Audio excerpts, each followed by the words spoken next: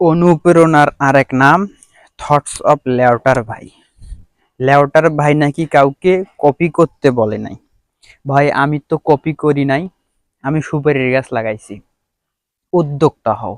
লেউটার ভাইয়ের ১,০০০ টাকা দিয়ে বই কেনার চাইতে উদ্যোক্তা হও। উদ্যোক্তা হয়ে কিছু করতে পারবা, ভবিষ্যতে কাজে দিবে। এই যে গাছটা দেখছো ১ বছর আগে লাগাইছি, সুপারি অন্তত একবার বিক্রি করছি, আবার ধরছে। এই যে আবার নতুন করে লাগাইলাম কালকে, একটা বছর পর সুপারি ধরবে। অন্তত ১০ বছর এই গাছ থেকে আমি ফলন পাবো। লেউটার ভাইয়ের একটা বই, গুগল ট্রান্সলেট করা বই, তোমরা ১,০০০ টাকা দিয়ে কিনে নিয়ে সেই বই তো জীবনে শালা বই পড়ো না। আর তোমার হোয়াটসঅ্যাপের বই তোমার কিনতেই হবে, ভিক্ষা করে হলেও কিনতে হবে। সে নাকি হচ্ছে লেচুর পাতা বেচে ১,০০০ টাকা। ভাই একটা গাছ কিনে নিয়ে যা আমার কাছ থেকে, বেশি না ২৫ টাকা দিলেই হবে।